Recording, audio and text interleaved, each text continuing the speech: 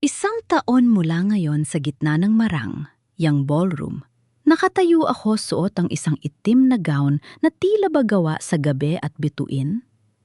Hawak ko ang baso ng champagne habang pinagmamasdan ng lalaking nakaluhod sa paanan ko. Si Tristan. Ang makapangyariang bilyonaryong akala mo ay harit ng buong Makati ngayon ay luhaan at humihingi ng tawad. Hinawakan ko ang kanyang baba, na umiti ako ng napakatamis at sa harap ng lahat, ibinuhos ko ang malamig na alak sa kanyang ulo.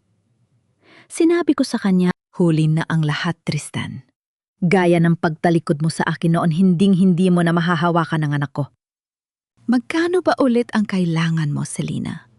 Name your price. I'm sure expert ka na sa pagbebenta ng sarili mo, gaya ng ginawa mo sa mami ko. 4 na taon na ang nakalipas. ang boses na yon. Ang boses na dati ay bumubulong sa akin ng mga pangako. Sa ilalim ng buwan ngayon ay tila isang matalim na balisong na humihiwas sa aking pagkatao. Nanigas ang buong katawan ko sa loob ng elevator ng Empire Building. Ang mamahaling pabango niya na amoy, sandalwood at kapangyarihan ay humahalo sa amoy ng alkohol at murang sabon sa aking palad. Ang amoy ng ospital na kaninang umaga ko lang iniwan. Hindi ako makahinga. Pakiramdam ko ay dinudurog ang puso ko ng isang higanteng kamay. Gusto kong sumigaw. Gusto kong sampalin ang gwapo. Ngunit napakalamig niyang muka. Pero nanatiling nakadikit ang mga paa ko sa sahig. Ang mga kamay ko ay nanginginig sa loob ng bulsa ng aking luma at kupas na blazer. Panginoon, tulungan niyo po ako. Huwag niyo po akong hayaang bumagsak dito. Hindi para sa akin, kundi para kay Toby. 4 na taon. 4 na taon akong nagpakalayo-layo na muhay sa hirap at tiniis ang bawat gutom para lang maprotektahan ang bunga ng gabing yon. Akala ko ay sapat na ang tatag ko. Akala ko ay tuyo na ang mga luha ko. Pero sa isang tingin lang ni Tristan, bumalik lahat ang sakit. Ang pangungutya sa kanyang mga mata ay mas masahol pa sa anumang sampal. Tumingal ako at pilit na kinalma ang aking boss. Kahit na ang kalooban ko ay tila isang basong unti-unting nagkakabira-biro. I am here for a job, Sir Tristan. Nothing more, nothing less. Hindi po ako narito para sa inyo. Isang mapait na tawa ang kumawala sa kanya mga labi. Lumapit siya sa akin sobrang lapit na nararamdaman ko ang init na kanyang hininga sa aking no. A job? You think you can just walk back here after what you did? After you took the money and ran like a thief in the night? Eksaktong bumukas ang pinto ng elevator at isang malakas na tunog ng notification mula sa cellphone ko ang bumasag sa katahimikan. Hindi ko na kailangang tingnan. Alam ko kung ano yon. Yon ang mensahe mula sa billing department ng ospital. Ang huling babala. Kung hindi ako makakabayad ng down payment na yung hapon, ititigil nila ang mga gamot ni Toby. Ang buhay ng anak ko ay nakasabit sa isang pirasong papel na hawak ng lalaking ito. Selena, what are you doing here? Isang matinis na boses ang sumingit, si Clara. Ang babaeng nakatagdang ikasal kay Tristan, suot ang isang diamond ring na mas maliwanag pa sa aking kinabukasan. Tiningnan niya ako mula ulo hanggang paa ng may pandidire. Security, bakit may basura rito sa executive floor? Humarap ako sa kanila, ang aking likod ay tuwid na parang isang kawayan sa gitna ng bagyo. Hindi ako iiyak. Hindi ako iiyak sa harap ng mga taong nagnakaw ng kaligayahan ko. Kailangan ko ng trabaho. Pag-uulit ko ang boses ko ay buo na ngayon. Puno ng desperasyon na pilit kong itinatago. Kahit anong posisyon, kahit tagalinis ng sahig, niyo tatanggapin ko. Tinitigan ako ni Tristan. May kung anong dumaan sa kanyang mga mata, galit pagkamuhi at isang bagay na hindi ko mabasa. Pagkatapos kumuha siya ng isang mamahaling ballpen at isang pirasong papel, mabilis siyang nagsulat at itinapon ito sa sahig sa paanan ko mismo. Fine. You want a job? Be my personal assistant, pero huwag kang aasa na magiging madali ang buhay mo rito. I will make sure you regret the day you decided to come back. Tumingin ako sa papel na nasa sahig. Ito na ang tanging paraan para mabuhay ang anak ko. Kahit na ibenta ko ang huling piraso ng aking dignidad gagawin ko. Dahan-dahan akong lumuhod sa harap niya, sa harap ni Clara, at sa harap ng lahat ng mga empleyadong nakatingin. Pinulot ko ang papel habang ang mga luha ay nagbabadyang pumatak pero pinigilan ko. "Salamat po, Sir Tristan," sabi ko ng pabulong. Sa labas ang langit ng Maynila ay nagsisimulang magdilim tila nakikiramay sa panibagong impyer nung papasukin ko. Wala akong ibang iniisip kundi ang muka ni Toby na natutulog sa kama ng ospital. "Para sa'yo, ito anak. Kahit ubusin nila ako, basta mabuhay ka lang." Hinawakan ko ng mahigpit ang aking bag at mabilis na naglakad palabas, hindi lumingon, kahit nararamdaman ko ang mga mata ni Tristan na nakatusok sa aking likuran.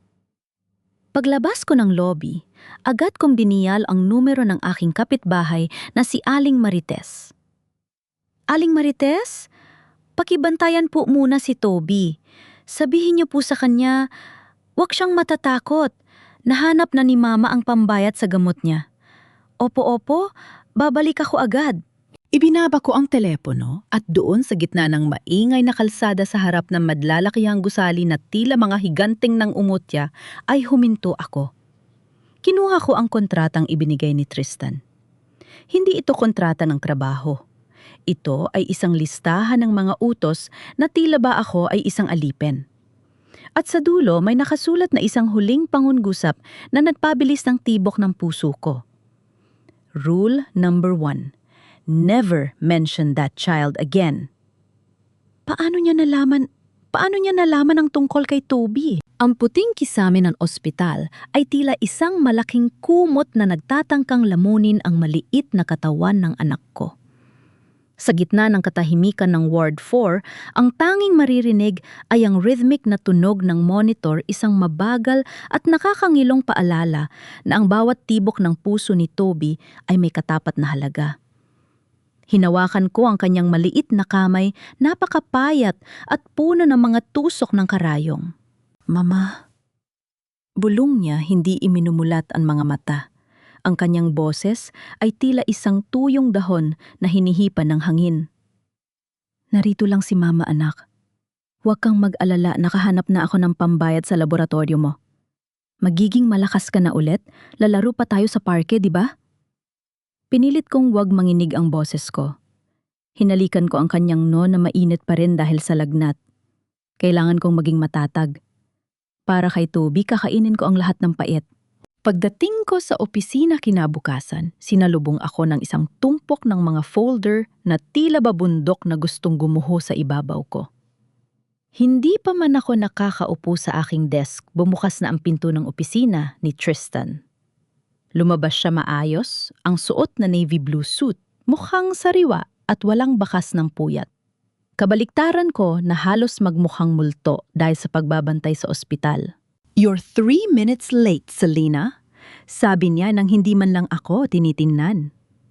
"Ang unang trabaho mo ay ayusin ang lahat ng files na yan. I want a summary of the last 5 years' financial reports on my desk before lunch. At kape, black, no sugar. Make it quick." Tumango lang ako at agad na kumilos.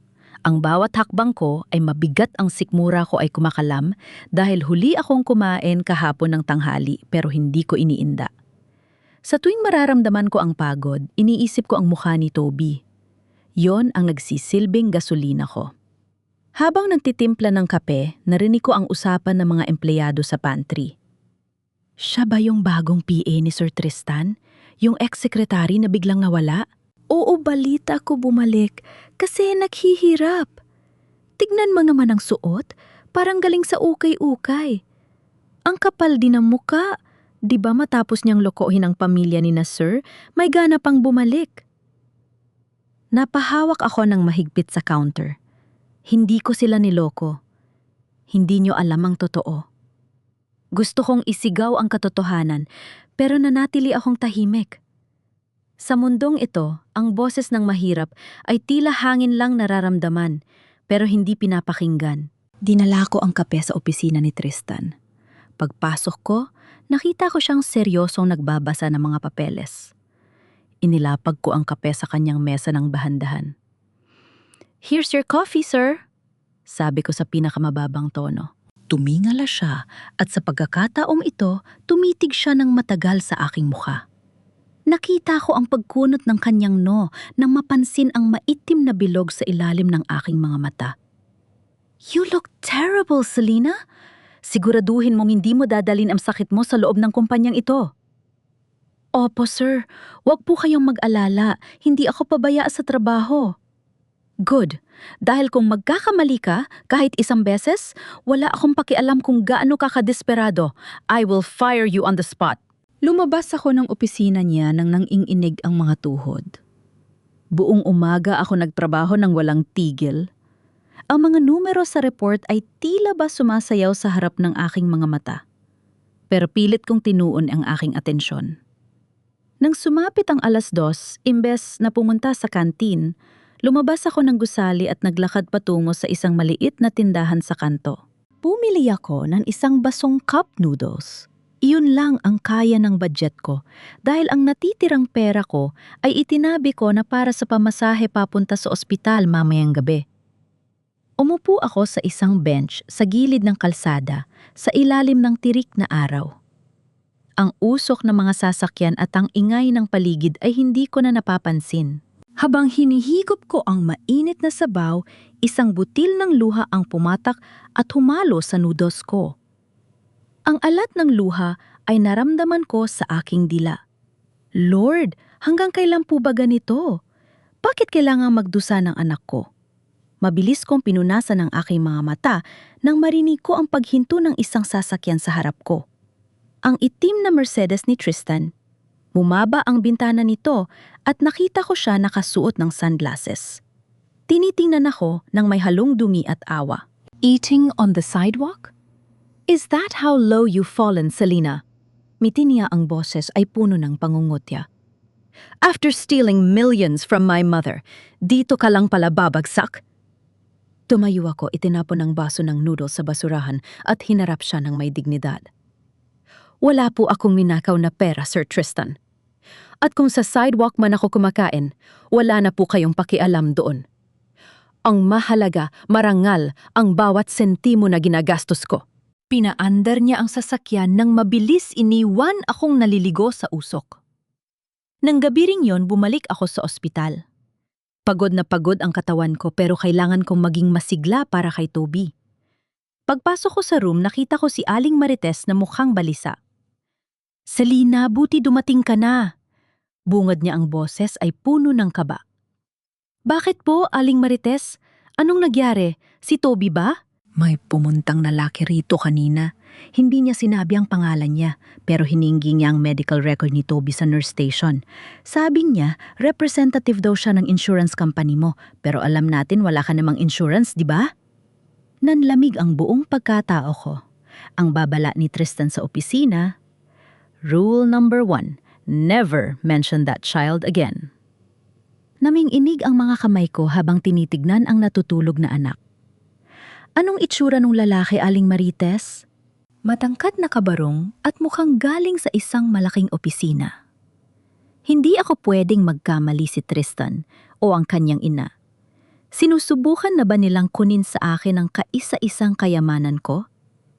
Eksaktong nag-vibrate ang cellphone ko. Isang text mula sa isang unknown number. "I saw the bills, Selena. 4 na taon mong itinago ang anak ko sa isang maruming ospital. Bukas pag-uusapan natin ang tungkol sa kustodya. Don't you dare be late." Buong gabi akong hindi nakatulog. Ang bawat pagpikit ng aking mga mata ay tila isang paanyaya sa mga demonyo ng nakaraan na muli akong dalawin. Ang text ni Tristan ay paulit-ulit na umaalingaw-naw sa aking isipan gaya ng isang hatol ng kamatayan. Kustodiya gusto niyang kunin ang kaisa-isang dahilan kung bakit pa ako humihinga sa mundong ito. Tiningnan ko si Toby na mahimbing na natutulog sa ilalim ng malamlam na ilaw ng ospital. Ang kanyang dibdib ay mabilis na tumataas at bumababa, isang palatandaan. Nahirap pa rin siyang huminga. Hinawakan ko ang kanyang pisngi nang ing-inig ang aking buong pagkatao. "Hindi ka nila makukuha sa akin, anak. Kahit ubusin ko ang huling patak ng dugo ko, hindi ka nila makukuha. Kinabukasan, pumasok ako sa opisina na tila isang buhay na bangkay. Ang bawat hakbang ko sa makintab na sahig ng lobby ay tila paglalakad sa ibabaw ng mga bubog. Pagdating ko sa executive floor, hindi pa ako nakakapasok sa aking cubicle nang marinig ko ang malamig na boses ni Tristan mula sa intercom. "Selena, my office, now!" Umasok ako sa kanyang opisina nang may nakataas na no. Kahit na ang totoo ay gusto ko nang bumagsak at magmakaawa. Nakaupo siya sa kanyang swivel chair, nakatalikod sa akin at nakatingin sa labas ng malaking bintana. Ang sikat ng araw ay tumatama sa kanyang likuran na nagmumukhang isang anino ng isang higanteng handang manlamon. "Ano po ang kailangan niyo, sir?" Tanang ko pilit na pinapatatag ang aking boses. Dahan-dahan siyang humarap. May hawak siyang isang folder, isang asul na folder na pamilyar sa akin. Yon ang medical file ni Toby. 4 na taon, Selena. 4 na taon mong itinago sa akin na may anak ako. At hindi lang basta itinago. Hinayaan mo siyang mabulok sa isang pampublikong ospital na walang sapat na kagamitan. Hindi siya nabubulok doon, Tristan. Sigaw ko, hindi ko na napigilan ng aking emosyon. Ginagawa ko ang lahat para sa kanya. Lahat ng kinikita ko, bawat sentimo na pupunta sa gamot niya. Really, at nasaan ang pera na ibinigay ng mami ko sa iyo noon? Tumayo siya at lumapit sa akin, ang kanyang mga mata ay nag-aapoy sa galit. 50 million pesos, Selena. Ganon kalaki ang kinuha mo para lang mawala ka. At ngayon, babalik ka rito magpapanggap na mahirap para ano? Para humingi ulit ng dagdag, para gamitin ang bata bilang kasangkapan sa pang-e-extort mo. Napaatras ako, tila basinampal ng isang napakabigat na katotohanan. 50 million, wala akong natanggap na ganong kalaking halaga. Ang tanging ibinigay sa akin ni Doña Esmeralda noon ay sapat lang para sa pamasahe ko pa probinsya at ilang buwang panggastos, kasabay ng banta na ipapakulong niya ang pamilya ko kung hindi ako lalayo. Wala akong kinuha na ganong pera, Tristan. Pinaniwala ka lang ng mami mo sa kasinungalingan niya para magalit ka sa akin? Shut up! Malakas niyang hinaras ang mesa. Huwag mong idadamay ang mami ko sa mga kalokohan mo. She showed me the bank transfer. She showed me the signed agreement. Pinirmahan mo na. Hindi ka na babalik na. Ang batang dinadala mo ay hindi akin. Pero heto ka ngayon. Ginagamit mo ang sakit ng bata para makuha ang simpatya ko. Napatawa ako nang mapait isang tawang puno ng kawalan ng pag-asa. Simpatya, hindi ko kailangan ang simpatya mo, Tristan. Kailangan ko ng pambayad sa ospital. At kung iniisip mo na gagamitin ko si Toby para sa pera, nagkakamali ka. Si Toby ang buhay ko. Ikaw. Ikaw ang nakaraan na gusto ko ng ibaon sa limot. Lumapit siya sa akin, hinawakan niya ang aking braso ng mahigpit. Hindi mo na siya mababaon sa limot dahil simula sa araw na ito, ang mga abogado ko na ang kakausap sa'yo. I will file for sole custody. Hinding-hindi ko hahayaan na lumaki ang anak ko sa piling ng isang babaeng mapanlinlang at mukhang pera. Bumitaw ako sa pagkakahawak niya ng may lakas na hindi ko alam na mayroon ako. Subukan mo, Tristan. Subukan mong kunin sa akin ang anak ko at makikita mo kung ano ang kaya kong gawin. I may be poor, but a mother's love is more powerful than all your billions. Lalabas na sana ako nang biglang bumukas ang pinto. Pumasok si Clara, may daladalang isang mamahaling cake at nakangiting tila ba walang nangyayaring gulo. "Oh, am I interrupting something, Tristan, darling? We have a meeting with the wedding planner in 10 minutes. Sabi niya sabay kapit sa braso ni Tristan. Pagkatapos, ay lumingon siya sa akin ng may mapang-aping tingin. "Selena, dear, can you please clean up the coffee spill on the floor? You look so natural doing it." Tumingin ako kay Tristan, umaasa na kahit kaunti ay pagtanggol niya ako, pero nanatili siyang malamig at walang kibo. Ang tanging ginawa niya ay ayusin ang kanyang kurbata at tumalikod. "Clean it up, Selena. That's what you're paid for," sabi niya nang hindi lumilingon. Lumuhod ako sa sahig, kumuha ng tissue at sinimulang punasan ang natapon na kape habang sila ay lumalabas ng silid. Ang bawat pahid ko ay tila ba paglilinis ng sarili kong dangal na dinudurog nila. Pero hindi ako susuko. Paglabas ko ng opisina pagkatapos ng ilang oras, agad akong tumakbo sa banyo at doon ibinuhos ang lahat ng luhang kanina ko papinipigilan. Ang bawat hikbi ko ay tila ba isang panalangin na humihingi ng himala. Nang kumalma na ako, tiningnan ko ang aking sarili sa salamin. Ang mga mata ko ay mapula, ang aking mukha ay pagod, pero may apoy na muling nabuhay sa aking puso.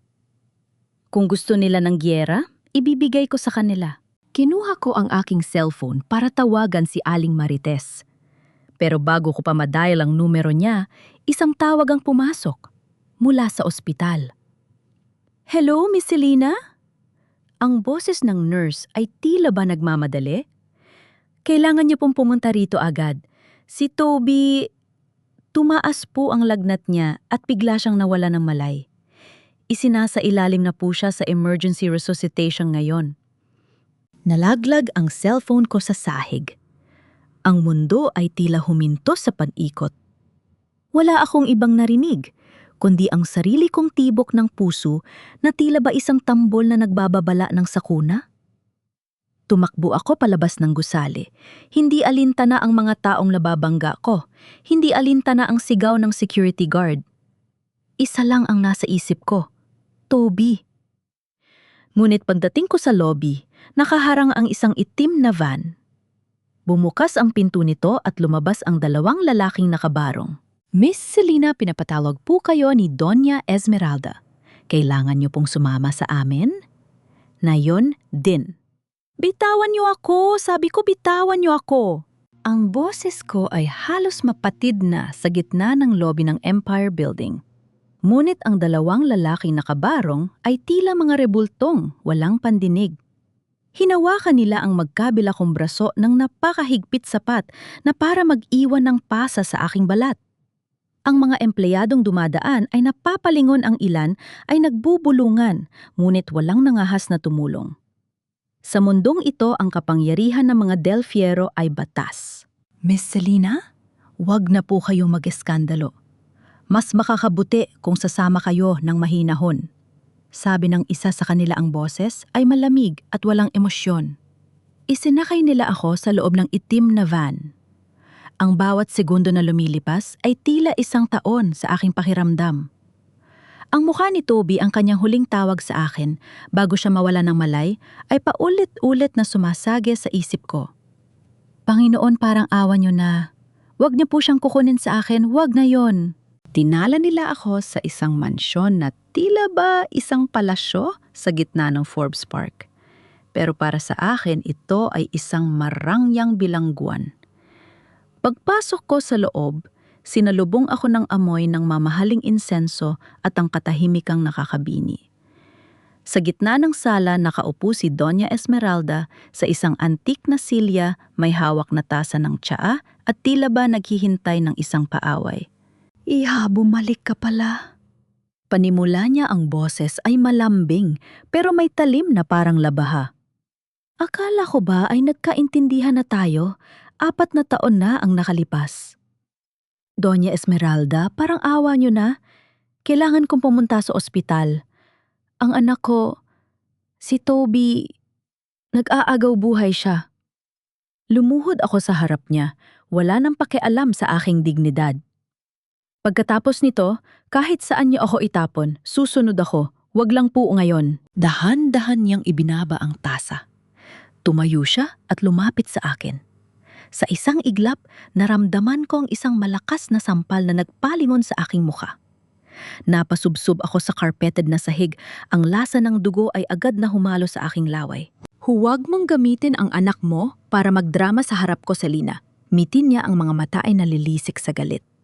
"Alam nating pareho na ang batang iyon ay bunga lang ng pagkakamali niyo ni Tristan. At huwag mong isipin na dahil may sakit siya, ay papayagan kitang muling pumasok sa buhay ng anak ko. I finished you once, I can do it again." Tuminggala ako sa kanya. Ang aking pisingi ay namamanhid sa sakit, pero ang puso ko ay nag-aapoy. Pagkakamali si Toby ay hindi pagkakamali siya. Ang pinakamagandang bagay na nangyari sa buhay ko at hindi niyo siya pwedeng saktan dahil apo niyo siya. Isang nakakatakot na tawa ang kumawala sa kanyang mga labi. Apo, wala akong apo sa isang katulad mong basahan. Isang talsik lang ng dumi sa pangalan ng mga Del Fierro. Hindi mo na masisilayan ang araw. At tungkol sa 50 milyon na sinasabi ni Tristan, alam nating dalawa na wala kang nakuha kahit isang duling na sentimo? Nanlaki ang mga mata ko. Kaya niyo po ba sinasabi sa kanya na kinuha ko ang pera para magalit siya sa akin? Para isipin niya na binenta ko ang anak ko sa inyo? Mumiti siya ng napakaitim. Iyon ang kailangan niyang paniwalaan para hindi ka na niya hanapin pa. At ngayon na bumalik ka, gagawin ko ang lahat para masiguradong huling beses mo na itong makikita ang liwanag. Biglang tumunog ang aking cellphone sa loob ng bag. Sinubukan ko itong kunin pero mabilis na kinuha ng isa sa kanyang mga tauhan at ibinigay kay Doña Esmeralda. Tiningnan niya ang screen. Ospital! Basa niya. Pagkatapos ng hindi inaalis ang tingin sa akin, ay binitiwan niya ang cellphone sa sahig at tinapakan ito gamit ang kanyang high heels hanggang sa madurog ang screen. Hindi! Sigaw ko, pilit na inaabot ang durog na telepo. Yun lang ang tanging paraan para malaman ko ang kalagayan ng anak ko. You're not going anywhere, Selena, sabi niya habang tumatalikod. Ipapaliwanag ko kay Tristan na nag-resign ka na naman dahil hindi mo kaya ang trabaho. At ang batang yon, hayaan nating ang tadhana ang magdesisyon kung karapat dapat ba siyang mabuhay. Iniwan niya akong nakakulong sa loob ng silid na iyon, kasama ang 2 gwardi yang nakabantay sa pinto. Ang bawat minuto ay tila ba unti-unting pumapatay sa akin.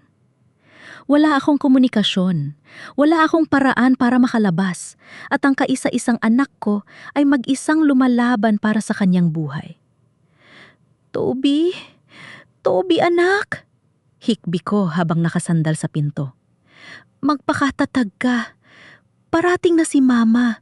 Pangako parating na si Mama. Ngunit sa kalagitnaan ng aking pag-iyak, narinig ko ang isang pamilyar na boses mula sa labas. Isang boses na puno ng otoridad at galit. Mom, what the hell is going on here? Bakit nasa labas ang kotse ni Selena? Si Tristan. Napahawak ako sa pinto. Ito na ang huling pagkakataon ko. Kung hindi ko siya mapapaniwala ngayon, mawawala sa akin si Toby ng habang buhay. Tristan? Sigaw ko habang hinahampas ang pinto ng buong lakas. Tristan, tulungan mo ako, ang anak mo, si Toby. Mamatay na ang anak mo. Ngunit bago pa ako muling makasigaw, naramdaman ko ang isang kamay na tumakip sa aking bibig mula sa likuran. Manahimik ka kung gusto mo pang makita ang anak mo ng buhay? Bulong ng isa sa mga tauhan ni Doña Esmeralda. Ang tunog ng pagpihit ng doorknob ay tila isang kulog sa gitna ng aking kawalan ng pag-asa. Sa isang iglap, bumukas ang pinto at tumambad ang figura ni Tristan.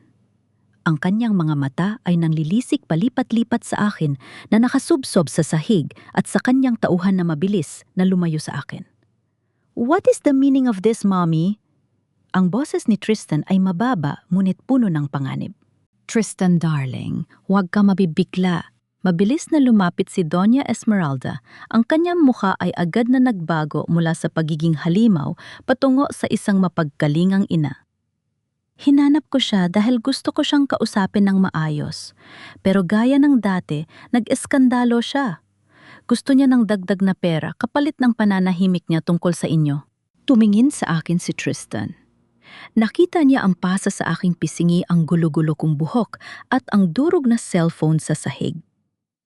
Sa isang sandali, nakita ko ang pag-aalinlangan sa kanyang mga mata. Pera? Tumawa ako nang paos ang dugo sa aking labi ay tuyo na. Tristan, tignan mo ako. Tignan mo ang itsura ko. Mukha ba ako may 50 milyon? Ang anak mo ay nasa ospital, nag-aagaw buhay. Yun lang ang tanging katotohanan na dapat mong malaman. Enough! Sigaw ni Doña Esmeralda. Tristan, palayasin mo na ang babaeng yan bago pa siya makagawa ng mas malaking gulo. Hindi kumibo si Tristan. Lumapit siya sa akin, tinampot ang durog na cellphone sa sahig at tinitigan ito. Pagkatapos ay lumingon siya sa kanyang ina. Kung pera lang ang habol niya, bakit hindi siya tumanggap ng check sa opisina ko kanina? Bakit siya nareto at nagmamakaawa? Bumaling siya sa akin. Ang boses ay malamig pa rin, pero may halong kakaibang emosyon. Umalis ka na, Selena, bago ko pa magawa ang bagay na pagsisihan ko. Hindi na ako naghintay ng pangalawang pagkakataon. Tumakbo ako palabas ng mansyon, hindi alintana ang sakit ng aking katawan. Wala akong sasakyan, wala akong pera para sa taxi dahil nasa loob ng mansyon ang aking bag. Tumakbo ako hanggang sa marating ko ang highway, umiiyak at humihingi ng tulong sa bawat sasakyang dumadaan. Sa wakas, isang mabait na jeepney driver ang nagpasakay sa akin. Pagdating ko sa ospital, halos hindi na ako makahinga sa takbo. "Toby, nasaan ang anak ko?" Sigaw ko sa nurse station. "Miss Selena, kumalma po kayo. Nailipat na po si Toby sa ICU. Stable na po ang vital signs niya, pero kailangan pa rin siyang bantayan ng maigi." Paliwanag ng nurse. Napaupo ako sa sahig ng koridor, humihikbi sa sobrang pasasalamat. Buhay ang anak ko! Salamat, Panginoon! Buhay ang anak ko! Ngunit hindi pa natatapos ang gabi. Dahil hindi ko na pwedeng iwanan si Toby sa ospital na walang kasama kailangan kung kumuha ng ilang gamit sa tinutuluyan naming kwarto. Paglabas ko ng ospital, pagkalipas ng ilang oras, laking gulat ko nang makita ang isang pamilyar na itim na Mercedes na nakaparada sa tapat. Si Tristan. Nakasandal siya sa kanyang sasakyan. Hinihintay ako. "San ka nakatira?" Tanong niya, walang paligoy-ligoy. "Bakit mo gustong malaman? Para kunin ang anak ko." "Gusto ko makita kung nasaan ang 50 milyon na kinuha mo sa pamilya ko, Selena. I want to see the lifestyle you've been hiding." Hindi ako sumagot. Sumakay ako sa sasakyan niya dahil wala na akong lakas na makipagbalo. Itinuro ko ang daan patungo sa isang masikip na eskinita sa Tondo. Habang papasok ang mamahaling sasakyan sa maputik at madilim na kalsada, kitang-kita ang pagkailang sa mukha ni Tristan. Ang amoy ng basura, ang ingay ng mga nag-iinuman sa kanto, at ang masikip na mga bahay na tila ba makakapatong na ito ang mundo ko. Huminto kami sa tapat ng isang maliit na sari-sari store na gawa sa tagpi-tagping kahoy at yero. Doon nakatambay si Aling Marites, abala sa pagtitinda. "Selena, Diyos ko, anong nangyari sa mukha mo?" Sigaw ni Aling Marites nang makita ako. Pagkatapos ay napatingin siya sa sasakyan at kay Tristan na bumaba. "At sino itong gwapong lalaki, siya na ba ang tatay ni Toby?" Hindi ko sinagot si Aling Marites. Naglakad ako patungo sa isang maliit na pinto sa gilid ng tindahan. "Dito, Tristan. Dito mo makikita ang luxury na sinasabi mo." Binuksan ko ang pinto. Isang maliit na kwarto na kasya lang, ang isang kama, isang electric fan na maingay ang andar, at isang maliit na lamesa kung saan nakapatong ang mga gamot ni Toby. Walang aircon, walang mamahaling gamit. Ang tanging palamuti sa dingding ay ang mga drawing ni Toby ng isang lalaki at isang babae na magkahawak kamay. Pumasok si Tristan, halos tumama ang kanyang ulo sa mababang kisame. Tinitigan niya ang paligid. Ang kanyang mga kamay ay dahan-dahang humawak sa isang kupas na kumot ni Toby. "Dito kayo nakatira!" Bulong niya, ang boses ay tila nabasag. 4 na taon, Tristan. 4 na taon kaming narito," sabi ko habang nag-eempake ng gamit sa isang lumang backpack. "Nasaan ang 50 milyon? Tanungin mo ang nanay mo. Dahil ang tanging natanggap ko sa kanya ay ang banta na papatain niya ang dragedal ko kung hindi ako lalayo sa'yo." Biglang lumapit si Aling Marites sa pintuan, may hawak na isang plastik ng tinapay. "Selena, eto ipakain mo kay Toby pagising niya. Pasensya na yan la ang nakayanan ko. Alam ko namang simula nung mawalan ka ng trabaho sa pabrika, halos tubig na lang ang iniinom mo para lang may pambili ng gatas ang bata." Tumingin si Tristan kay Aling Marites, pagkatapos ay muling tumingin sa akin. Nakita ko ang unti-unting pagguho ng pader sa kanyang mga mata. Ang galit ay napalitan ng isang matinding gulat at pagsisisi. I didn't know, bulong niya. You didn't want to know, Tristan? Sagot ko ng may kapaitan. Lalabas na sana kami nang biglang may tumawag mula sa labas. Isang boses ng bata, mahina pero masigla. Mama! Mama! Nandyan ka na ba? Napalingon kami sa pinto. Si Toby. Nakatayo siya sa eskine. Inaalalayan ng isang batang kapitbahay. Nakataka siya sa ospital dahil gusto niyang hanapin ang kanyang angel. At sa sandaling yon, ang mga mata ni Toby ay nagtagpo sa mga mata ni Tristan. Angel? Bulong ni Toby, itinaturo si Tristan. Ikaw yung nasa panaginip ko. Ikaw ba ang tatay ko? Parang huminto ang pag-ikot ng mundo. Ang ingay ng mga batang naglalaro sa labas, ang huni ng mga sasakyan sa malayo at ang tibok ng sarili kong puso lahat ay nawala. Ang tanging nakikita ko na lamang ay ang maliit na bata sa pintuan at ang dambuhalang lalaking nakatayo sa gitna ng aming munting kwarto. Tinitigan ni Tristan si Toby. Nakita ko ang unti-unting pagbabago sa kanyang mukha. Mula sa pagkagulat, patungo sa isang uri ng pagkilala na hindi kayang itago ng anumang salita. Paano hindi si Toby ay isang maliit na bersyon ni Tristan. Ang hugis ng mata, ang bagsak ng buhok, pati ang paraan ng pagtayo ito ay tila isang salamin na nagpapakita ng nakaraan. Angel? Muling bulong ni Toby, ang kanyang boses ay paos at puno ng pag-asa. Humakbang siya ng dahan-dahan, ang kanyang maliit na kamay ay nakaabot kay Tristan. Toby, anak! Mabilis akong lumapit at binuhat ang anak ko. Nararamdaman ko ang init ng kanyang katawan. Bakit ka narito? Di ba sabi ni Mama, sa ospital ka lang? Gusto ko pong makita si Mama at si Angel. Sabi ni Toby bago niya isinandal ang kanyang ulo sa balikat ko. Hinarap ko si Tristan. Nakatayo pa rin siya doon, hindi gumagalaw, tila ba naging estatwa? Ang kanyang mga kamay ay nakakuyom sa kanyang gilid, nanging inig ng bahagya. Tristan, umalis ka na? Sabi ko sa pinakamahinahong boses na kaya ko. Nakita mo na ang gusto mong makita. Hindi kami nabubuhay sa luho. Nayon hayaan mo na kaming mag-ina. Imbes na sumunod lumapit si Tristan. Bawat hakbang niya ay tila yumanig sa marupok naming sahig. Huminto siya sa harap namin at dahan-dahang itinaas ang kanyang kamay. Akala ko ay itataboy niya kami, pero laking gulat ko nang haplusin niya ang pisngi ni Toby gamit ang kanyang likod palad. His eyes! Bulong ni Tristan ang boss, ay tila galing sa ilalim ng lupa. They're exactly like mine! Hindi mo siya pwedeng makuha, Tristan. Banta ko habang mas hinihigpitan ang yakap kay Toby. 4 na taon mong binaliwala ang existence niya dahil sa kasinungalingan ng mami mo. Hindi mo siya pwedeng angkinin na yon. Tumingala siya sa akin at sa unang pagkakataon, nakita ko ang luha sa mga mata ng bilyonaryong ito. Wala ang galit, wala ang pangungutya. Ang tanging naroon ay isang matinding pagsisisi na tila ba sumusuntok sa kanyang pagkatao. Bakit hindi mo sinabi sa akin ang harapan, Selena? Bakit ka pumayag na palayasin ka lang? Dahil wala akong boses, Tristan. Dahil sa mundong kinalakihan mo ang katotohanan ay nabibili at ang katulad ko ay walang pambayad. Sigaw ko kasabay ng pagtulo ng aking mga luha. Sinubukan ko. Bago ako umalis noon, nag-iwan ako ng sulat sa opisina mo. Pero tinapon yun ng mami mo sa harap ko mismo.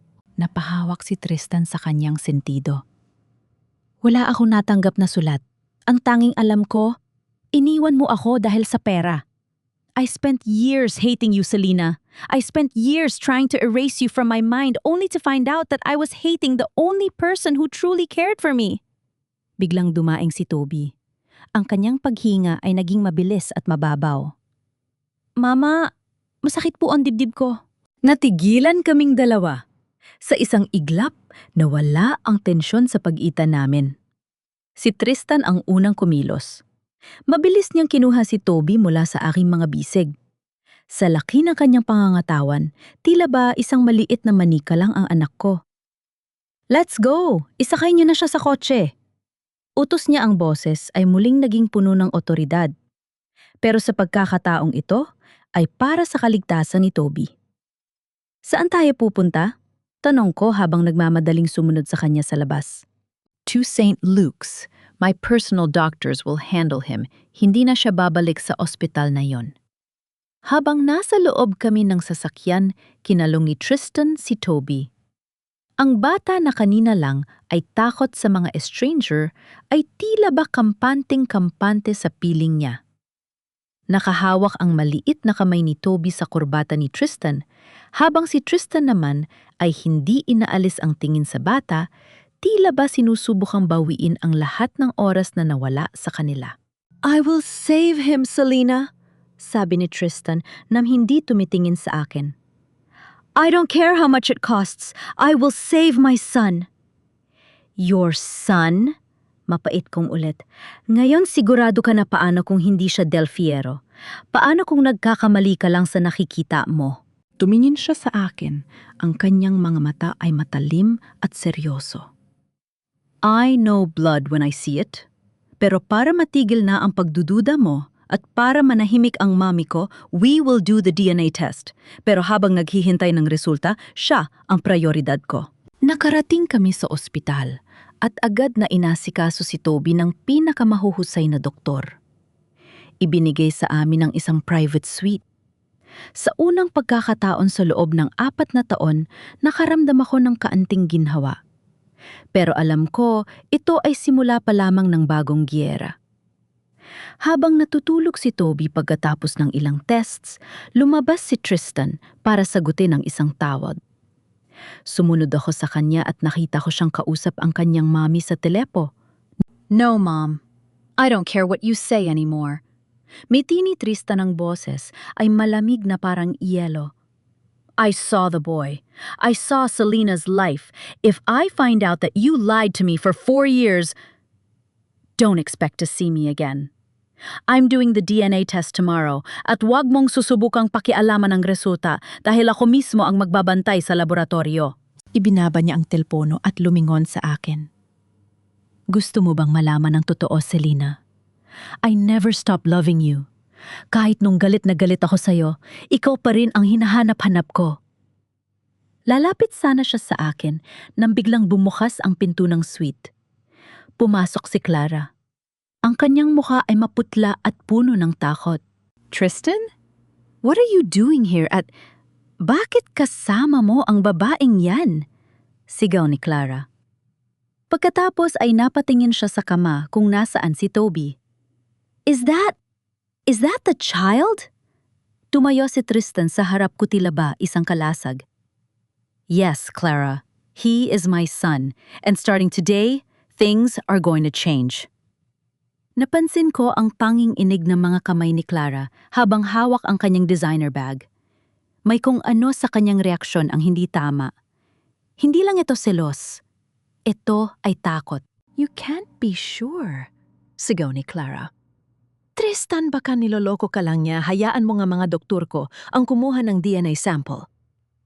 Sa sandaling yon, nag-vibrate ang cellphone ko. Isang unknown number muli. Huwag kang kampante, Selena. Akala mo ba ay nanalo ka na? Ang tanging paraan para mabuhay ang anak mo ay kung mawawala ka sa landas namin. Isang maling galaw at ang resultang lalabas sa DNA test ay hinding-hindi mo magugustuhan. Nanginginig ang aking mga kamay habang hawak ang cellphone. Ang bawat letra sa screen ay tila ba mga linta na sumisipsip sa natitira kong lakas. Tiningnan ko si Clara na nakatayo sa tapat ni Tristan. Ang kanyang mukha ay puno ng peking pag-aalala, pero ang kanyang mga mata ay pasimpleng sumusulyap sa akin. Alam kong siya o ang mami ni Tristan ang nasa likod ng banta na ito. Tristan, darling, you're tired. Hayaan mo ako na mag-asikaso sa kanila. Malambing na sabi ni Clara habang hinahawakan ang braso ni Tristan. I have a friend who owns a DNA testing center. Mas mabilis at mas private doon. Humarap si Tristan sa kanya at sa pagkakataong ito, mabilis niyang iwinaksi ang kamay ni Clara. No, Clara. I said I will handle this. Dito sa ospital na ito, gagawin ang test sa ilalim ng pangalan ko at ako ang kukuha ng resulta. Sabi ko, lumabas ka na. But Tristan, lumabas ka na. Ang sigaw ni Tristan ay bumasag sa katahimikan ng suite. Namutla si Clara. Sa galit at hiyang naramdaman, tiningnan niya ako ng may matinding pagkamuhi bago siya padabog na lumabas ng silid. Naiwan kaming dalawa ni Tristan sa loob, kasama si Toby na mahimbing na natutulog dahil sa gamot. Naupo si Tristan sa gilid ng kama ni Toby. Hinawakan niya ang maliit na paa ng anak ko, tila ba natatakot na baka bigla itong maglaho? Bakit hindi ka man lang humingi ng tulong sa akin noon, Selina? Bulong niya, hindi tumitingin sa akin. Bakit hinayaan mong umabot tayo sa ganito? Sinubukan ko, Tristan. Paulit-ulit kong sinabi sa'yo. Pero 4 na taon kang hindi sumasagot. Sagot ko habang nakasandal sa pader, pagod na pagod. Akala ko kinalimutan mo na kami. Akala ko masaya ka na sa piling ng iba. Humarap siya sa akin, ang kanyang mga mata ay puno ng kalituhan. Ano hindi sumasagot? I never received any calls, any letters. After that night, after you left, I was in the hospital for 3 months. Natigilan ako. Ospital? Bakit? Huminga siya ng malalim, tila ba masakit alalahanin ang pangyayari. Nung gabi na umalis ka, sinubukan kitang habulin. Nagmamaneho ako ng mabilis sa gitna ng ulan. Then a truck hit me. I had a severe concussion and short-term memory loss. I forgot almost everything about that night. Ang tanging natatandaan ko lang nung magising ako ay ang sabi ni Mommy na kinuha mo ang pera at iniwan mo ako para sa ibang lalaki. Napahawak ako sa aking bibig. Ang luhang kanina ko pa pinipigilan ay muling pumatak. Hindi totoo yan. Wala akong kinuha na pera. At wala akong ibang lalaki, Tristan. Ikaw lang noon at hanggang ngayon. Lumapit siya sa akin, hinawakan niya ang aking mga balikat.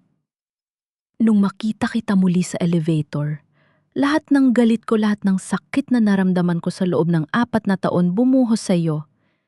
Pero nung makita ko ang bata, nung makita ko kung paano kayo namumuhay, na-realize ko na may mali.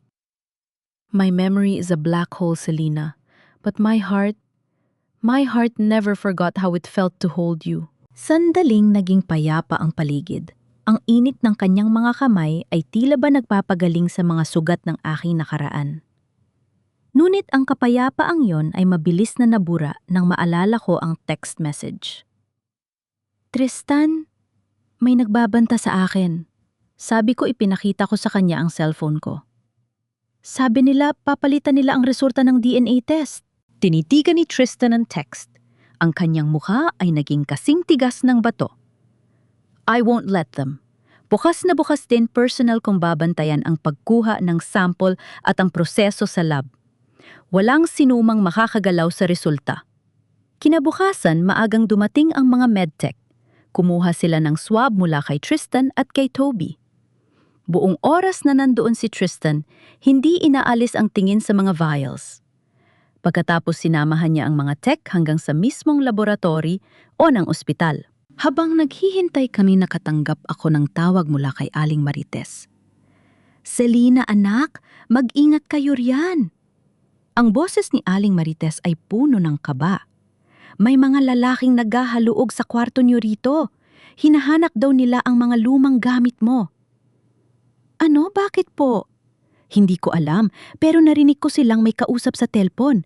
Sabi nila, nahanap na namin ang mga original na birth certificate at records. Selina, baka kung ano ang gawin nila sa mga dokumento nyo. Bago ko pa masagot si Aling Marites, nakita ko si Clara na pabalik-balik sa tapat ng laboratory.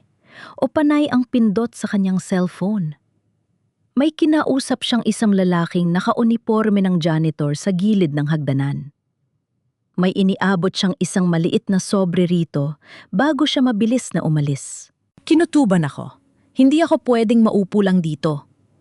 Habang si Tristan ay nasa loob ng opisina ng head doctor, sinundan ko ang janitor. Pumasok siya sa isang storage room malapit sa lab. Dahan-dahan kong binuksan ang pinto at nakita ko siyang may kinakalikot sa air vent na direkta ang lagusan sa loob ng laboratorio. "Anong ginagawa mo?" Sigaw ko. Nagulat ang lalaki at mabilis na tumakbo palabas. Nabangga pa ako kaya natumba ako sa sahig. Pero bago siya nakalayo, may nahulog na papel mula sa kanyang bulsa. Isang resibo ng bank transfer at ang pangalan ng sender, Clara Monteverde. Pinulot ko ang papel at agad na tumakbo patungo kay Tristan. Pero bago ko siya marating bumukas ang pinto ng laboratorio, lumabas ang head doctor, hawak ang isang puting sobre. "Mr. Del Fiero, the results are out," sabi ng doktor nang may seryosong mukha. Mabilis na kinuha ni Tristan ang sobre. Nanginginig ang kanyang mga kamay habang binubuksan ito. Tumingin siya sa akin isang tingin na puno ng takot at pag-asa. Binasa niya ang nilalaman ng papel. Biglang nanlaki ang kanyang mga mata. Binitawan niya ang papel at napasandal sa pader. "Tristan? Anong sabi, Tristan?" Sigaw ko habang pinupulot ang papel. Binasa ko ang nakasulat. Probability of paternity, 0%. The alleged father is excluded as the biological father of the child. Hindi maaari ito. Sigaw ko, ang mundo ko ay tila gumuho sa pangalawang pagkakataon. "Tristan, nagsisinungaling ang papel na ito. Alam mong ikaw ang ama? Alam mo?" Tumingin sa akin si Tristan at sa pagkakataong ito, ang init na nakita ko kagabi ay naglaho. Ang kanyang mga mata ay muling naging malamig, kasing lamig ng yelo. "I wanted to believe you, Selena." Sabi niya, ang boses ay puno ng sakit at puot. "I really did. I watched them take the samples. I watched them process it. Wala silang pagkakataon na palitan ito." "Pero may janitor, may sobre si Clara." Pilit ko siyang hinahawakan, pero itinulat niya ako ng marahan. "Stop it! Tama na ang mga palusot mo," sigaw niya. 4 na taon akong nagdusa dahil sa akala ko ay may iniwan akong pamilya. Pero heto ang katotohanan, itim sa puti. Pinagmukha mo akong tanga. Muli. "Tristan, makinig ka? Get out!" Malamig niyang utos. "Kunin mo ang bata at umalis na kayo sa ospital na ito bago ko pa makalimutan na naging bahagi ka ng buhay ko. I don't ever want to see your face again." Tumalikod siya at naglakad palabas, iniwan akong nakaluhod sa gitna ng hallway, hawak ang piraso ng papel na sumisira sa aming kinabukasan. Habang umiiyak ako, nakita ko si Clara sa dulo ng koridor. Nakangiti siya, isang meeting mapanuri at puno ng tagumpay. Ngunit sa gitna ng aking hagul, naramdaman ko ang isang kamay sa aking balikat. Si Yaya Amanda ang matandang katulong sa mansyon ng mga Del Fiero na matagal nang nawala. "Iha, huwag kang susuko," bulong ni Yaya Amanda. "May hawak akong ebidensya na magpapatunay na hindi lang ang DNA test ang dinaya nila, kundi pati ang buong buhay ni Tristan." I was a fool, Selena. Buong akala ko sa gitna ng lahat ng kasinungalingan sa paligid ko, ikaw ang nag-iisang totoo. But you're the biggest lie of all. Ang bawat salitang binitiwan ni Tristan ay tila ba mga tipak ng yelo na bumabaon sa aking dibdib. Nakatayo siya sa harap ko, ang kanyang mukha ay kasing tigas ng marmol. Wala na ang init ng kanyang mga kamay, wala na ang pag-aalala sa kanyang mga mata. Ang tanging naroon ay ang matinding pagkamuhi, isang galit na mas masakit pa kaysa sa sampal ni Doña Esmeralda. "Tristan, makinig ka. Dinaya nila ang test." Nakita ko si Clara, may ibinigay siyang pera sa janitor. Halos mapatid ang boses ko sa pagsusumamo. Hinalakan ko ang kanyang braso, pero marahas niya itong iwinaksi. "Enough with the fairy tales, my security team. Watch that lab 24/7. Walak pwedeng makialam sa loob." Sigaw niya, ang boses ay umalingaw. Now sa puting hallway ng ospital. "You wanted my name. You wanted my money. Well, you got nothing. Guards, ilabas ang babae niya tuwat ang bata. Na yun din." "But sir, the child is still recovering from the crisis." Pagtatangka ng isang nurse.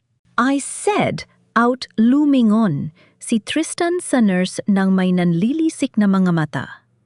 This is my hospital and I will not waste a single centavo on a stranger's child. Pinanood ko siyang maglakad palabas ang kanyang mga hakbang ay mabilis at walang pag-aalinlangan. Sa likod niya sumunod si Clara na bago lumiko sa kanto ay binigyan ako ng isang mapang-uyam na ngiti, isang ngiti ng tagumpay. Parang gumuho ang langit sa ibabaw ko. Sa loob ng ICU nakita ko ang mga staff na nagsisimulang tanggalin ang mga mamahaling monitors kay Toby. Inililipat na siya sa isang ordinaryong wheelchair. Ma'am, pasensya na po. Order po ni Mr. Del Fierro.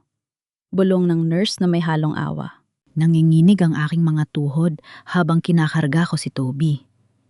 Ang bata ay wala pang malay, ang kanyang balat ay maputla at ang kanyang paghinga ay mababaw. Wala akong pera, wala akong telpo, wala akong matatakbuhan. Iha, dito tayo, si Yaya Amanda. Hinila niya ako patungo sa service exit ng ospital. Isinakay niya kami sa isang lumang taxi. Habang bumabagtas kami sa gitna ng malakas na ulan ng Maynila, hindi ko na napigilan ang humagulgol. Ang bawat hikbi ko ay tila ba pagdurugo ng aking kaluluwa. Yaya? Bakit ganito kasama ang tadhana? Tahana, Selina, makinig ka sa akin. Hawak ni Yaya Amanda ang aking nanginginig na kamay. Narinig ko ang lahat sa mansyon noon. Ang 50 milyon na sinasabi ni Doña Esmeralda, hindi yon para sa'yo. Ipinasok niya yon sa isang secret account sa pangalan mo, pero siya rin ang may hawak ng passbook. Ginamit niya yon para ipakita kay Tristan na binenta mo ang bata. At ang DNA test, may koneksyon ng pamilya ni Clara sa board ng ospital na ito. Kayang-kaya nilang palitan ng digital data bago pa ito i-print. Pero paano natin mapapatunayan, Yaya? Wala na kaming oras. Si Toby, kailangan niya ng operasyon sa lalong madaling panahon. May isang tao, ang dating driver ni Doña Esmeralda. Siya ang naghatid sa janitor na binayaran ni Clara. Hawak niya ang dashcam video ng kanilang pagkikita. Pero nagtatago siya ngayon dahil natatakot sa buhay niya. Ibinaba kami ni Yaya Amanda sa isang maliit na paupahan sa labas ng lungsod. Dito muna kayo. Ligtas kayo rito. Hahanapin ko si Driver Nestor. Pangako si Lina lalabas ang katotohanan. Ngunit ang gabi ay tila walang katapusan. Pagdating na madaling araw, biglang nag-iba ang kulay ni Toby. Naging asul ang kanyang mga labi at ang kanyang katawan ay naging kasing lamig ng yelo. Toby anak, gising! Niyuyug ko siya pero walang sagot. Wala na akong ibang pagpipilian. Kahit ikamatay ko ang hiya, kahit itapon nila ako sa kalsada, kailangang maligtas ang anak ko. Binuhat ko si Toby. Lumabas ako sa gitna ng humahagupit na bagyo at nagmakaawang isakay sa anumang sasakyang dumaan. Nakarating ako sa gate ng mansyon ng mga Del Fierro. Ang naglalakihang bakal na pinto ay nakasara ng mahigpit. Tristan, buksan mo ang pinto. Ang anak mo. Mamamatay na ang anak mo. Sigaw ko habang hinahampas ang bakal. Ang ulan ay humahalo sa aking mga luha. Ang aking damit ay basang-basa at dikit na sa aking balat. Bumukas ang gate at lumabas ang sasakyan ni Tristan. Huminto ito sa tapat ko. Bumaba ang bintana at tumambad ang kanyang mukha malamig, walang pakialam. I told you to stay away, Selina. Don't use the rain to play the victim. Sabi niya, ang boses ay matalim pa rin. Tristan, please. Tignan mo siya. Itinaas ko si Toby na wala ng malay. Hindi ko kailangan ng pera mo para sa sarili ko. Isalin mo ang dugo mo sa kanya. Pareho kayo ng blood type. Yun lang. Yun lang ang kailangan niya para mabuhay hanggang sa operasyon. Pagkatapos nito, hindi mo na kami makikita. Papatayin ko na ang sarili ko kung yon ang gusto mo. Wag lang ang anak ko. Tumingin si Tristan kay Toby. Nakita ko ang isang segundong pag-aalinlangan sa kanyang mga mata nang makita ang asul na labi ng bata. Pero bago siya makakilos, sumulpot si Clara sa tabi niya. Tristan, darling, it's a trap. Baka may sakit na nakakahawa ang bata yan. Let's go, malalit na tayo sa charity gala. Sabi ni Clara habang hinihila ang kurbata ni Tristan. Tumingin ulit sa akin si Tristan. Drive! Utos niya sa driver. Tristan, wag parang awa mo na. Tristan! Tumalamsik ang putik sa aking mukha nang mabilis na umandar ang kanyang sasakyan. Napaluhod ako sa gitna ng kalsada, yakap-yakap ang malamig na katawan ng aking anak. Ang bawat patak ng ulan ay tila ba mga pako na ibinabaon sa aking puso. Diyos ko, bakit niyo po hinayaang maging ganito anhid ang tatay niya? Hikbi ko sa gitna ng madilim na kalsada. Ngunit sa sandaling, iyon isang malakas na tunog ng preno ang narinig ko. Ang sasakyan ni Tristan ay huminto ilang metro mula sa akin. Bumukas ang pinto at lumabas si Tristan, hindi alintana ang ulan at tumakbo patungo sa amin. Give him to me, sigaw ni Tristan habang sa pilitang kinukuha si Toby mula sa akin. Akala ko ba strangers kami sa'yo? Sigaw ko sa gitna ng galit at sakit. Hindi siya sumagot. Binuhat niya si Toby at isinakay sa loob ng sasakyan. To the hospital now at! Tawagan niyo ang blood bank, ihanda ang lahat! I will give him my blood! Tumingin siya sa akin, ang kanya mga mata ay puno ng isang emosyong hindi ko maipaliwanag. Isang halong takot at matinding galit sa sarili. If he dies, Selena, I will never forgive myself. But if he lives and you lied to me, I will make sure you spend the rest of your life in prison. Then prepare the handcuffs, Tristan, sabi ko habang nakatingin ng diretso sa kanyang mga mata. Dahil ang katotohanan ang magpapalayo sa amin at ikaw ang makukulong sa sarili mong pagsisisi. Ang tunog ng makina sa loob ng emergency room ay tila isang mabilis na orasan na nagbibilang ng natitirang sandali ni Toby. Nakahiga si Tristan sa kabilang kama, ang kanyang braso ay nakakabit sa isang tubo na naglilipat ng kanyang dugo patungo sa maliit na katawan ng aming anak. Sa kabila ng lamig ng aircon, nakita ko ang mga butil ng pawis sa kanyang noo. Ang kanyang mga mata ay hindi umaalis sa maputlang mukha ni Toby. His blood. It's a perfect match, Mr. Del Fierro. Bulong ng doktor habang tinitingnan ang monitor. In my 20 years of practice, bihira akong makakita ng ganitong bihirang blood type na nagtutugma ng ganito ka-accurate kung hindi magkadugo. Tumingin sa akin si Tristan.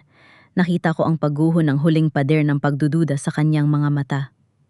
Paanong ang isang 0% DNA result ay magbubunga ng isang perfect blood match?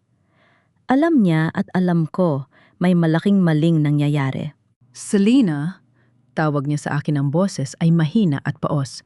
Stay here. Huwag kang aalis sa tabi niya. Bago pa ako makasagot, biglang bumukas ang pinto ng ER. Pumasok si Doña Esmeralda, kasunod si Clara. Ang mukha ng matandang babae ay puno ng puot habang nakatingin sa tubo nagdurugtong kay Tristan at Toby. Tristan, stop this madness! Sigaw ni Doña Esmeralda. Hayaan mong ang hospital staff ang gumawain yan. You are endangering your health para sa batang hindi mo naman kaano-ano. Endangering my health. Tumawa si Tristan na mapait ang kanyang mukha ay kasing putla na rin ang kay Toby. Mom, my health is nothing compared to the truth. Bakit takot na takot kayong iligtas ko ang batang ito? Is it because once he lives, your lies will die? Tristan, darling, listen to your mother. Singit ni Clara habang sinusubukang hawakan ang kamay ni Tristan. The DNA test was clear. Niloloko ka lang ng babaeng yan. Clara, kung hindi ka mananahimik, ipapakaladkad kita palabas ang ospital na ito. Banta ni Tristan na nagpatahimik sa kanya. Eksaktong pumasok si Yaya Manda. May dala siyang isang lumang kahon ng sapatos kupas at puno ng alikabok. Pagkakita ni Doña Esmeralda sa kahon tila ba, nakakita siya ng multo. Ang kanyang mga kamay ay nagsimulang manginig. Doña Esmeralda, tapos na ang panahon ng pagtatago, sabi ni Yaya Manda na may katatagan. Inilapag niya ang kahon sa ibabaw ng lamesa sa tapat ni Tristan. Tristan, iho, ito ang mga sulat na hinahanap mo sa loob ng 4 na taon. Nanginginig ang kamay ni Tristan habang binubuksan ang kahon. Sa loob ay may tumpok na mga mga sulat na may sulat kamay ko. Lahat ay hindi nabuksan. Lahat ay may tatak ng dugo at luha. Sa ilalim ng mga sulat ay isang maliit na voice recorder at isang lumang dashcam memory card. Ano yan? Tanong ni Tristan. Iyan ang mga sulat ni Selena na hinarang ng mami mo. Paliwanag ni Yaya Amanda. At ang recorder iyan ang usapan ni na Doña Esmeralda at Clara nung gabing iplano nila ang pagsabotahe sa DNA test sa laboratory. At ang dashcam, iyan ang video nung gabing habulin mo si Selena. Hindi aksidente ang nangyari sa iyo, Tristan. Pinatigil ng mami mo ang preno ng sasakyan mo para hindi mo maabutan si Selena. Pero hindi niya akalaing magiging malala ang banggaan. Nanlaki ang mga mata ko. Pinasabotahe niyo ang sasakyan ng sarili niyong anak. Sigaw ko kay Doña Esmeralda. I did it for his future. Sigaw ni Doña Esmeralda, ang kanyang maskara ng pagiging matinong ina ay tuluyan ng natuklap. He was going to throw everything away for a secretary para sa isang babaeng walang pangalan. I had to save the Del Fierro legacy. Legacy. Tumayo si Tristan, kahit nahihilo pa dahil sa pagkuha ng dugo. Hinila niya ang tubo mula sa kanyang braso, hindi alintana ang pag-agos ng dugo sa kanyang balat. Kinuha niya ang recorder at pinatunog ito. Ang boses ni Clara ay malinaw na narinig sa buong kwarto. Tita, siguraduhin niyo lang na hindi magtutugma ang DNA. I already paid the lab technician. Once Selena is out, the wedding will proceed as planned. Napaupo si Clara sa sahig umiiyak at nagmamakaawa. Si Doña Esmeralda naman ay nanatiling nakatayo, pero ang kanyang mga mata ay wala ng buhay. Tumingin sa akin si Tristan, ang kanyang mga mata ay puno ng matinding pagsisisi. Selena, I am so sorry. 4 na taon kitang sinisi sa lahat, habang ang mga totoong demonyo ay nasa tabi ko lang pala. Tristan, hinarap ko siya, ang puso ko ay punong-puno ng halo-halong emosyon. Hindi na mahalaga ang nakaraan na yon. Ang mahalaga ay si Toby. Biglang tumunog ng mahaba ang heart monitor ni Toby. Beep! Cold blue! Cold blue! Sigaw ng nurse. Nataranta ang lahat. Itinulak kami ng mga doktor palabas ng kwarto. Nakita ko ang defibrillator na inihahanda. Ang katawan ni Toby ay tumatalbog sa bawat kuryenteng ibinibigay nila. Toby, anak! Sigaw ko habang pilit akong pinipigilan ni Tristan. Mommy, leave! Malamig na utos si Tristan kay Doña Esmeralda habang nakatingin sa pintuan ng ER. At ikaw, Clara, wag na kayo magpapakita sa akin o sa anak ko. Hinding-hindi ko kayo mapapatawad. Security, take them away. Habang kinakaladkad palabas ang 2 babae na iwan kaming dalawa ni Tristan, sa labas ng ER nakadikip ang mga no sa malamig na salamin ng pinto. Ang bawat segundo ng katahimikan mula sa loob ay tila ba unti-unting pumapatay sa amin. Please, Toby, huwag mong iwan si Papa.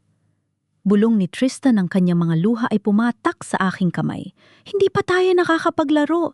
Hindi mo pa naririnig ang sorry ko. Sa gitna ng aming pagdarasal, lumabas ang doktor. Tinanggal niya ang kanyang mask at tumingin sa amin nang may malalim na buntong hininga. We did everything we could, panimula ng doktor. Akala ko pagkatapos ng lahat ng luhang ibinuhos ko sa nakaraang 4 na taon tuyo na ang balon ng aking pighati.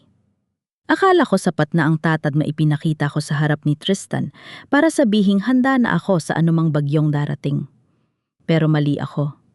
Dahil walang anumang paghahanda ang makakapagpatibay sa isang ina kapag ang sarili niyang anak na ang pilit na binabaklas mula sa kanyang mga bisig. Nasa maliit kaming silid ni Toby sa ospital. Mahimbing ang tulog ng aking anak, ang kanyang maliit na dibdib ay dahan-dahang tumataas at bumababa sa ilalim ng puting kumot. Ang kanyang pisngi ay nagsisimula ng magkaroon ng kulay isang senyales na bumubuti na ang kanyang kalagayan pagkatapos ng huling blood transfusion.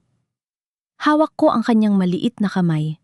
Dinarama ang init niyon habang tahimik akong nagdarasal. Lord, salamat po.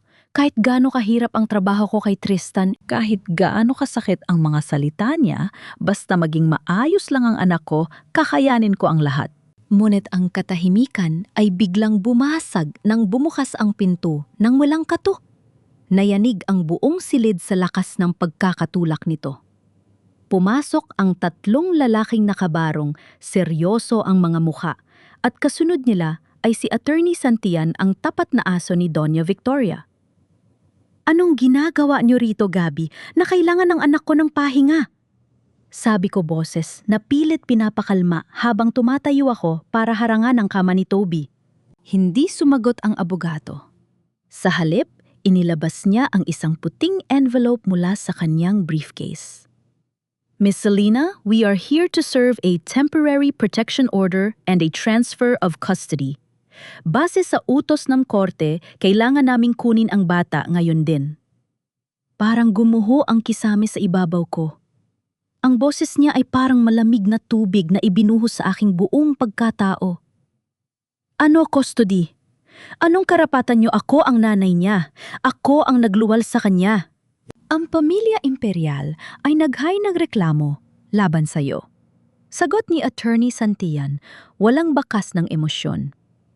"Negligence, child endangerment at pagtatago ng isang tagapagmana. You deprived the child of his rightful life and medical needs for 4 years.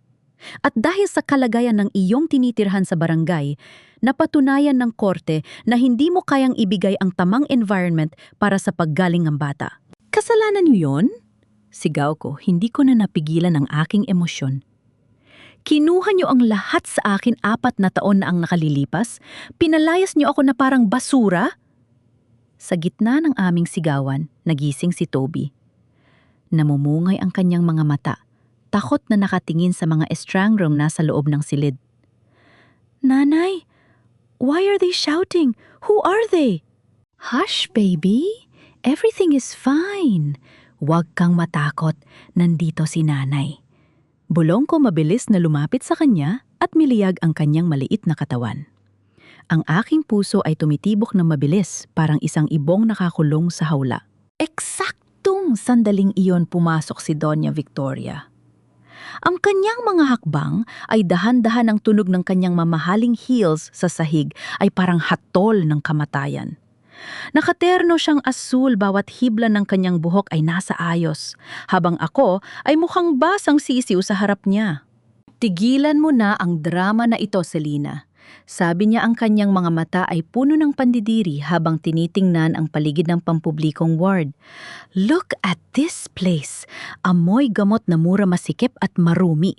Is this where you want my grandson to recover? You are selfish. Inuuna mo ang pride mo kaysa sa kaligtasan ng bata." "Wala kayong puso!" Sabi ko, ang boses ko ay galing na sa kailaliman ng aking lalamunan. "Hindi niyo siya mahal. Ang gusto niyo lang ay kontrolin ang lahat." "I love my bloodline," sagot niya ng may diin. "At ang batang yan ay isang imperial. He belongs in a mansion with the best doctors, not in this miserable hole, with a mother who can't even pay a single bill without begging my son." Lumingon siya sa mga lalaking kasama niya. "Take the child, now!" "No! Please, wag!" Sigaw ko, habang pilit nilang hinihila si Toby mula sa aking mga bisig. Nagsimulang umiyak si Toby. Isang iyak na humihiwa sa aking kaluluwa. "Nanay, nanay, ayoko po. Don't let them take me, nanay." "Toby, bitawan niyo ang anak ko. Mga hayop kayo." Nagwala ako. Kinalmot ko ang braso ng lalaking may hawak kay Toby, pero mas malakas sila. Itinulak ako ng isa at bumagsak ako sa sahig. Ang siko ko ay tumama sa bakal ng kama, nagdulot ng matinding sakit. Pero wala iyon kumpara sa hapdi ng makitang inilalayo ang anak ko. Lumuhod ako sa harap ni Doña Victoria, nilunok ko ang lahat ng natitirang hiya sa aking katawan. "Ma'am, please, huwag niyo po itong gawin. Nakikiusap ako, kahit ikulong niyo ako, kahit alilay niyo ako. Huwag niyo lang ilayo si Toby sa akin. Hindi niya kayo kilala, matatakot siya roon." Tiningnan niya lang ako mula ulo hanggang paa na parang isang maduming basahan. He will forget you eventually, Selena. Poverty is a shadow that children shouldn't live in. At ikaw ang anino na yon. Habang isinasakay nila si Toby sa isang wheelchair para ilabas, lumingon ako sa pintuan. Umaasa na sana sa huling pagkakataon ay dumarating ang isang himala.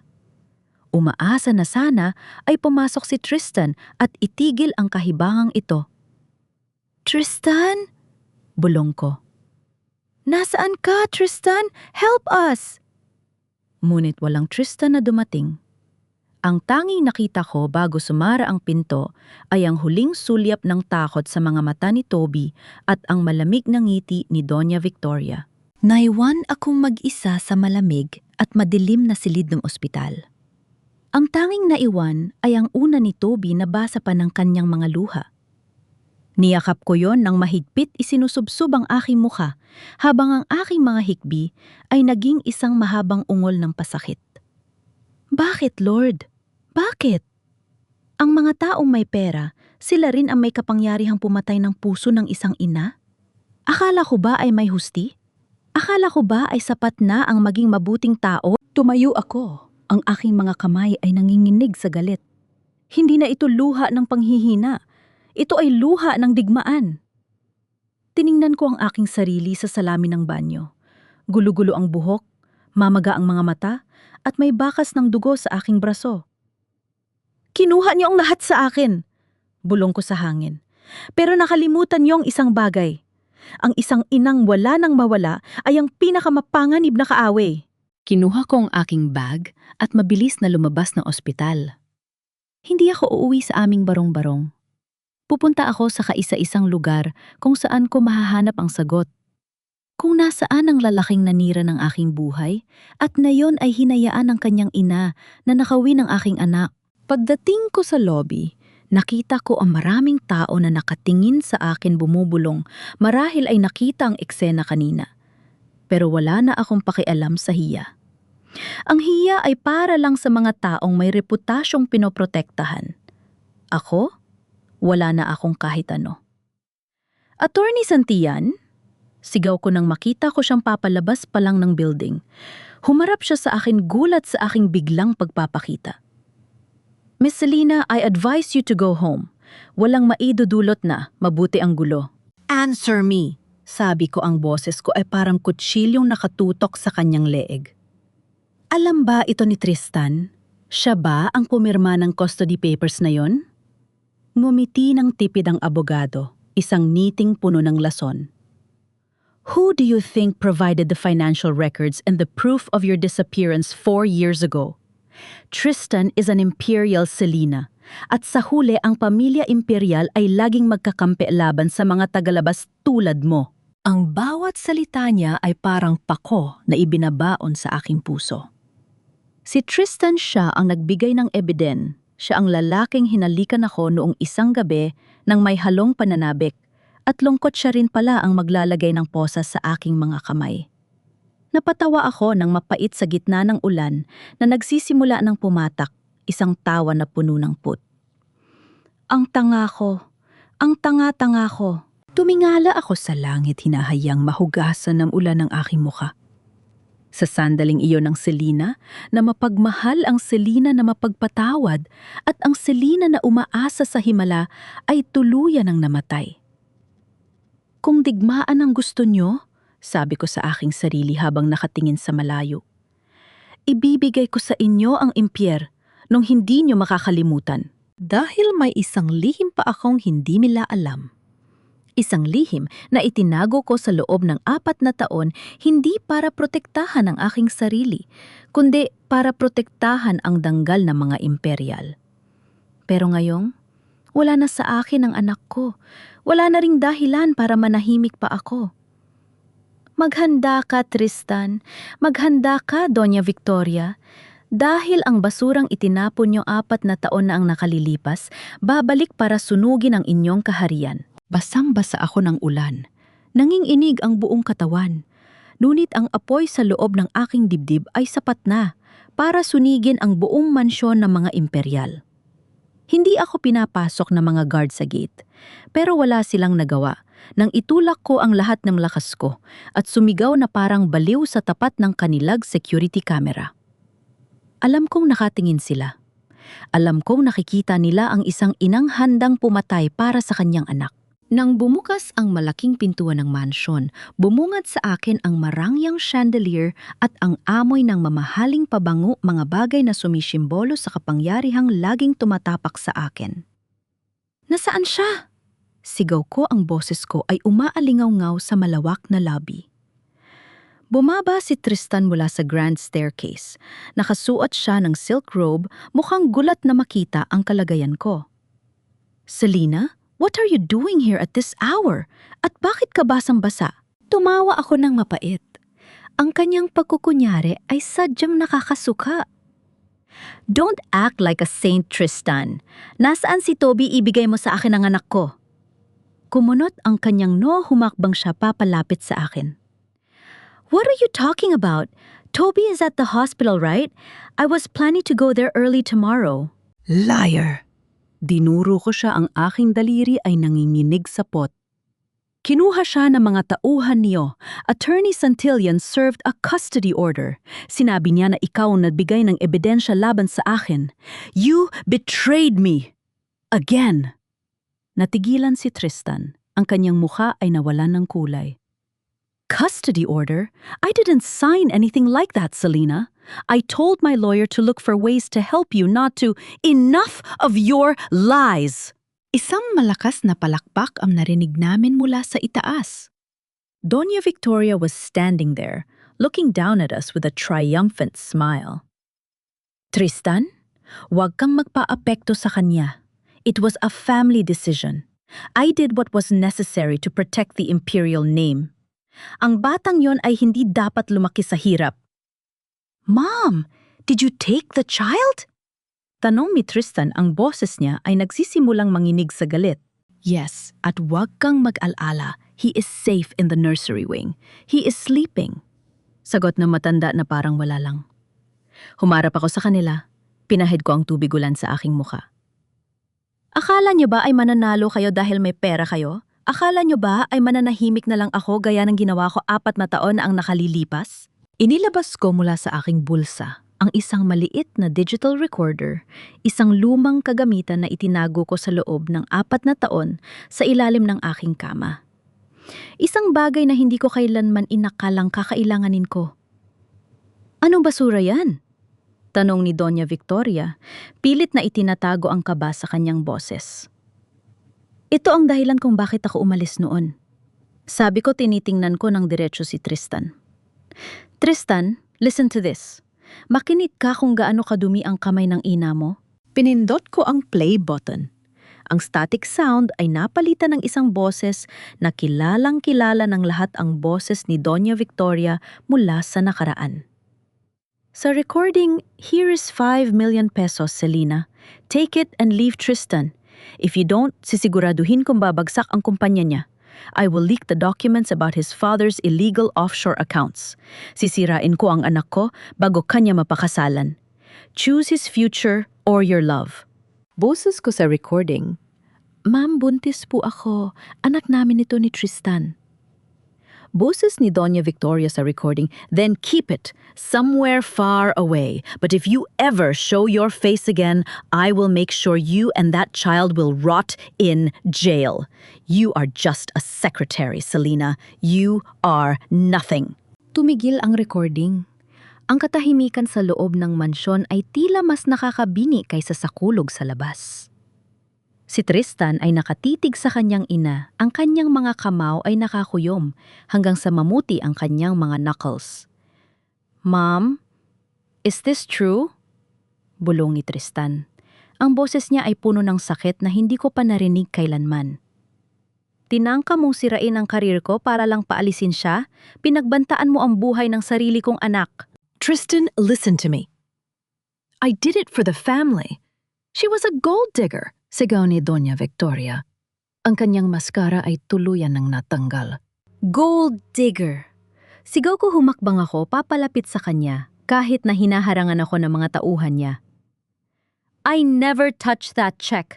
I work 3 jobs just to buy Toby's medicine, habang kayo nagpapadala kayo ng pera sa ospital ng palihim para lang masabing may kontrol kayo sa amin. You wanted to own my son's life like he's some kind of property? Lumingon ako kay Tristan. Ang mga luha ko ay tuluyan ng bumuhos. You didn't know, Tristan? Or you chose not to know? 4 na taon akong nagdusa dahil akala ko ay wala kang magagawa laban sa kanya.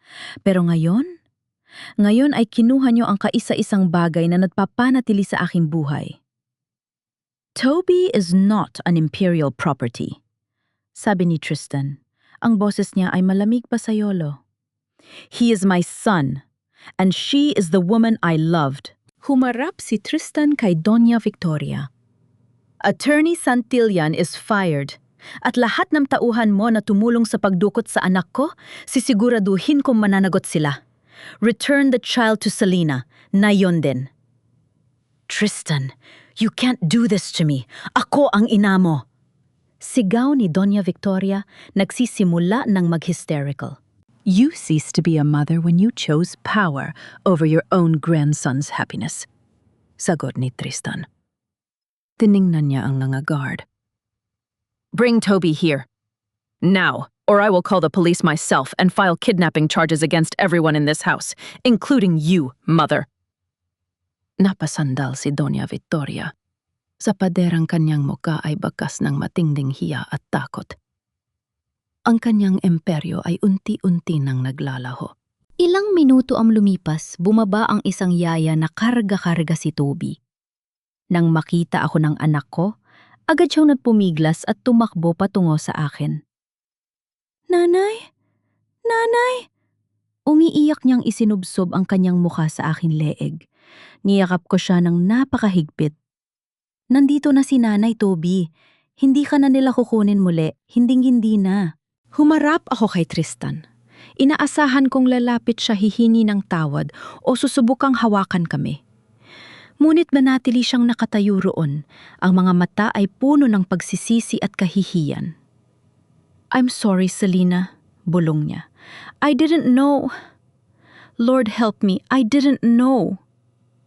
Ang hindi mo pag-alam ang siyang sumira sa atin, Tristan.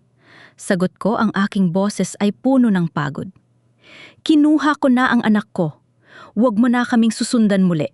Karga-karga si Toby, lumakad ako, palabas ng mansong iyon. Hindi na ako lumingon. Hindi ko na kailangang lumingon. Dahil sa gabing ito, hindi lang si Toby ang nabawi ko. Nabawi ko rin ang aking dignidad na 4 na taon nilang itinago sa ilalim ng kanilang mga paa.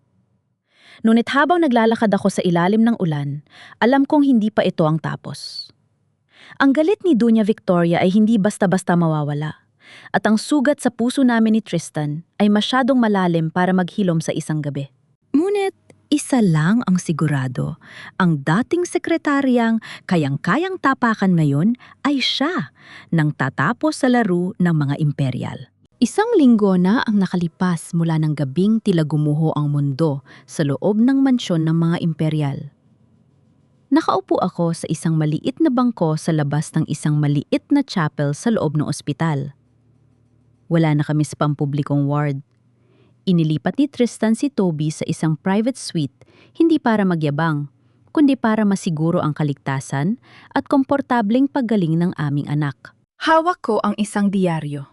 Ang headline sa business section ay malaki at mapangahas, Doña Victoria Imperial kinasuhan ng kidnapping at estafa.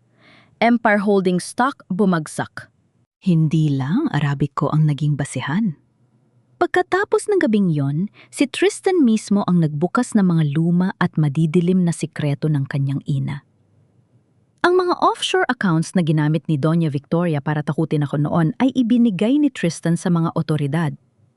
Pinili niyang isakripisyo ang yaman ng kanilang pamilya para lang mabigyan ako ng katarungan. Ang hiya o kahihiyang idinulot ng balitang ito sa kanila ay ang pinakamasakit na parusa para sa isang babaeng turing sa sarili ay reyna. Narinig ko ang mga hakbang sa likuran ko. Hindi ko na kailangang lumingon para malaman kung sino yon. Ang amoy ng kanyang pabango ay hindi na nakakasuffocate. Ngayon, may halong lungkot at pagsisisi na itong dala. I talked to the doctors, sabi ni Tristan. Ang boses niya ay paos at pagod. Toby is doing great. He's asking for his nanay. Tumayo ako at humarap sa kanya. Wala na ang mamahaling suit. Nakasuot lang siya ng simpleng t-shirt at maong ang kanyang buhok ay medyo gulo. Isang imahe ng Tristan na hindi ko nakita sa loob ng 4 na taon. Salamat, Tristan. Maikli kong sagot. Selena. Umakbang siya papalapit pero uminto rin nang makita niyang umatras ako ng bahagya. I resigned as the CEO of Empire Holdings. I handed over everything to the board of directors. Wala na akong pakialam sa kumpanya. I realized that for 4 years I was a king of an empty castle while you were out there fighting for our son's life alone. Tristan, hindi ko hiningi na iwan mo ang lahat. Sabi ko, ang boses ko ay kalmado na. I know, pero kailangan kong gawin ito para sa sarili ko. I want to be a man you can trust again. Hindi bilang isang imperial, kundi bilang ama ni Toby. At bilang lalaking nagmamahal sa'yo. Inilabas niya ang isang asul na folder. Ito ang legal papers para sa medical fund ni Toby. It's under your name only. You have full control. Kahit anong mangyari sa akin o sa pamilya ko, Toby will never have to worry about his treatment again. Tiningnan ko ang mga papel. Ito ang katarungang matagal ko nang hinihintay. Ang katiyakang hindi na muling magugutom o magkakasakit nang walang tulong ang aking anak. Bakit mo ito ginagawa? Tanong ko, ang aking mga mata ay nagsisimulang mangilit ang luha. Dahil utang na loob ko sa'yo ang buhay ko, Selena. Sabi niya, ang kanyang mga mata ay diretsyong nakatingin sa akin. You protected me 4 years ago. You suffered in silence because you didn't want me to lose my future. Pero ang totoo, ikaw at si Toby ang tanging future na meron ako. Everything else is just noise. Umupo siya sa tabi ko.